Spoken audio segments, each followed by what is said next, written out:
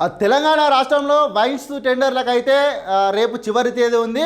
అది అలాగా ఉంటే రేపు తెలంగాణ బంద్కి అయితే పిలుపునిచ్చారు. మరి వైన్స్ టెండర్లకు సంబంధించి రేపు ఏం జరగబోతుంది? వైన్స్ టెండర్లకు బంద్ ఎఫెక్టు, దరఖాస్తుల స్వీకరణకు రేపే ఆఖరి గడువు పొడిగించాలని ఆశావాహుల డిమాండ్. అంటే వైన్స్ టెండర్లకు రేపే అయితే గడువు అయితే ముగుస్తుంది కదా, ఆ చివరి గడువు రేపు ఉండడంతో రేపే ఈ తెలంగాణలో బంద్ పెట్టిరు కదా.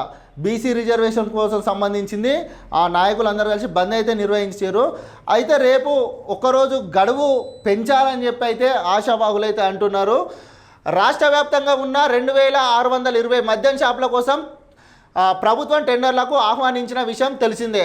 అయితే దరఖాస్తుల స్వీకరణకు రేపే చివరి రోజు కావడంతో ఆశావాహులు నిర్ణీత సమయంలోపు దరఖాస్తులను సమర్పించాలని ఎక్సైజ్ శాఖ అధికారులు ప్రకటించారు.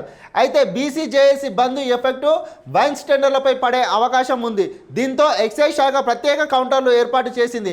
అయినా ఆశావాహులో గందరగోళం నెలకొంది. ఆదివారం వరకు దరఖాస్తు స్వీకరణ గడువు పెంచాలని పలువురు డిమాండ్ చేస్తున్నారు.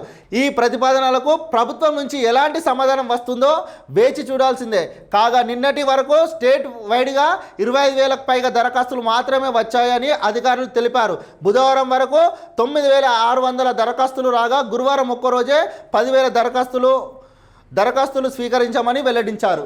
రేపు ఒక్కరోజు అయితే చివరి తేదీ ఉండడంతో ఆశావాహులు అయితే గడువు పెంచాలని చెప్పి అయితే కోరుతున్నారు. ఆదివారం వరకు గడువు వేస్తే కొంతమంది వేయనోళ్ళు ఉన్నారు కదా, మిగతా అందరూ కూడా వేసుకుందామని ఆశావాహులు అయితే చెప్తున్నారు. మరి రేపు బంద్, బీసీ బంద్, జేఏసీ ఎఫెక్ట్ ఉంది కదా, తెలంగాణ రాష్ట్ర వ్యాప్తంగా బంద్ను అయితే పిలుపునిచ్చడంతో అన్ని సంస్థలు ఏదైనా అన్ని బంద్ చేయాలని చెప్పి అయితే చెప్పారు.